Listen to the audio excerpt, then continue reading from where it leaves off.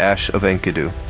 The thunder is fierce, piercing through the sky, parting the clouds, jagged rocks all around this battlefield, sharp, unforgiving. A warrior and a weapon unto themselves, many soaked in blood. The fallen of our enemies and my brothers. Kingdoms are built in the blood and the bones and the flesh of battlefields. Kingdoms of gold, of marble, of copper. Busy streets, homes clad in tribal adornment protecting our women, our children, our elderly. The pot of gold protected fiercely by thy warriors. Hidden, starkly, magnificently and beautifully on the outside of an ugly cave. The inside, our kingdom, precious, beautiful. We must protect at all costs. Many of us were born into this. No pity here. There's duality in all. God has made it so. From the fresh green blades of grass blowing, silken and moist with the morning dew, and covered in blood, the warriors fallen, slain. Wretched corpse twisted into pieces, armor pierced, decaying, rusted. As the sun rises and it falls, the lightning clashes through the sky. Moans, murmurs, screams, and thrusts of swords and daggers, rocks smashing, flesh and bone. How can something be so ugly, surrounded by so much beauty? That dichotomy of poetic, brutal, pervasive, and precious language of poetry written by the hand of God. It echoes in our historical texts, in the stories we pass amongst ourselves around the campfire. It is our rituals, our sacred penance, performative in nature. Honoring the soul of the beast that we've slain to feed us this night, while we hover in the coats of the beast we've slain before around this fire, miles and miles, months and years, removed from our precious kingdoms, where our mothers, our wives, our children, and our elderly live their lives in peace. Locked behind ironclad walls of rock and metal, we fight these battles. No, not just for king and empire, but because we were born to be this. Warriors. We fight monsters. We fight beasts.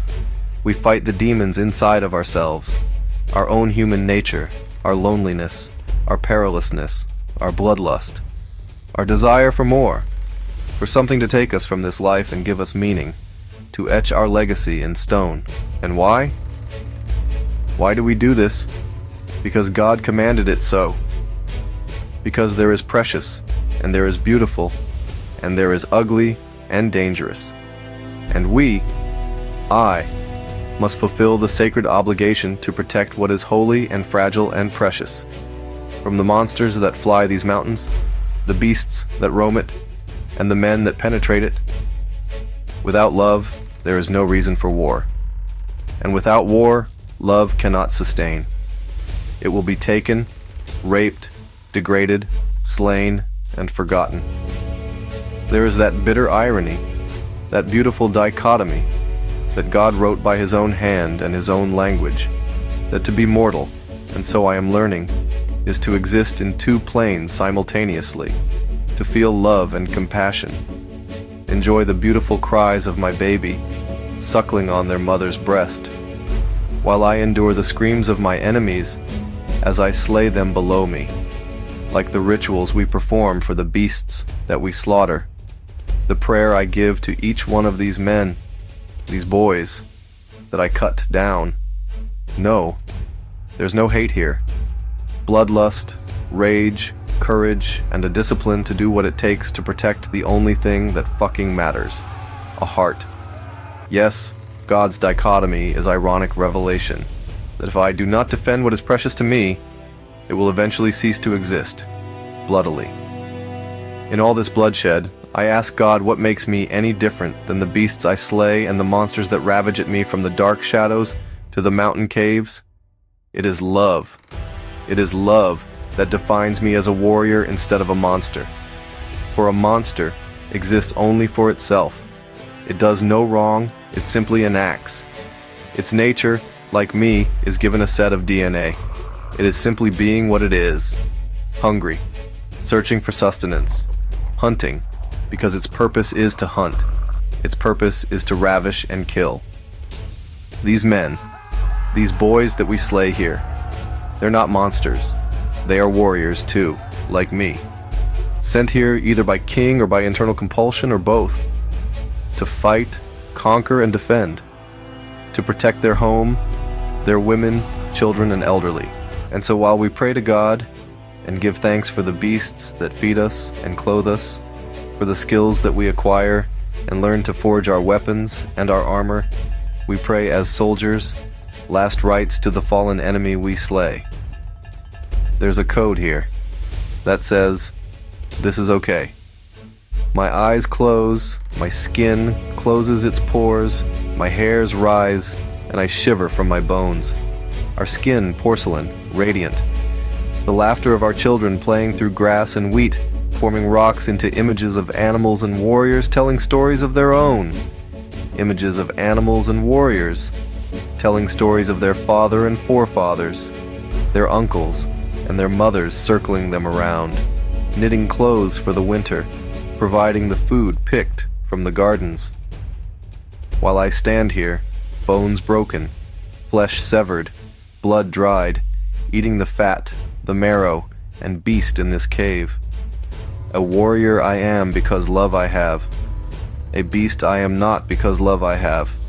A deep pain of resignation crescendos through my bones, because I know that no matter how many beasts, no matter how many warriors I slay, I am simply not strong enough.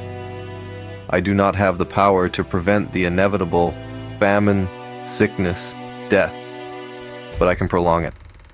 And prolong it I do. For you. My porcelain skin beauty.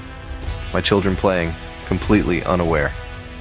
And so I ask thee, O Lord, this mortal body you've imprisoned me with, what am I? A warrior beaten and slain, not in body but only in mind, as my body continues to climb these rocks to get closer and closer to the thunder and the parting of these clouds. I bear this weight, her sullen body, porcelain, beautiful, radiant, lifeless in my arms.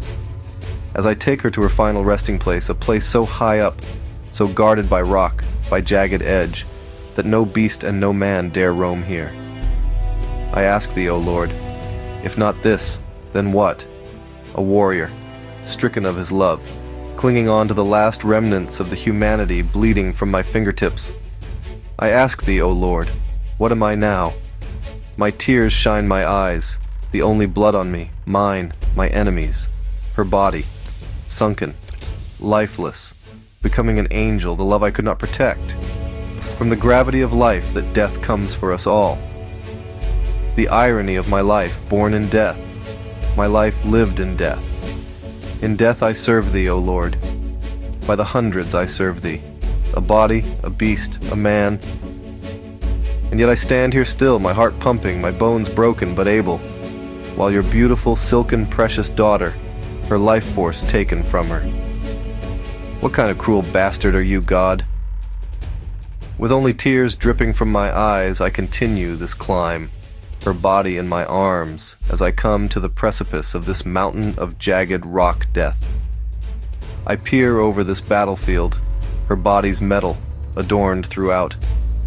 I lay her body down, O Lord, in my final submission to thee, and I bury her in these rocks, so that no beast may feed on her flesh, no man may ever set eyes on her again. And I ask thee, O Lord, what am I, a man of flesh and bone, stricken and shackled to this mortal body that cannot seem to fucking die? My love you have taken from me, my heart. You have pierced my chest with your holy hand and engulfed my beating heart and removed it from me. As she lays here in this tomb of jagged rock, protected, her soul may now cross over. While I stand tall, the blood dripping from my fangs, the taste of mortal flesh on my tongue, a warrior stripped of his love, forced to remain. I'm done asking thee, O Lord. I know my place. As I stalk and hunt these mountains and these plains for beast and man. A warrior I once was, protecting his love. A warrior lost, removed from his love. I hunt and I stalk and crave the flesh and the screams of death and violence, the only thing that I have left. A masterless monster, a ronin whose blade, still long and sharp, cuts and destroys with no creed or banner, her body laid to rest in her private tomb. No more God to bind me. A monster I reside. Kill me. Credits. Trenton Phoenix in the upcoming poetic epic of blood and of ink and of tears. Available summer 2025.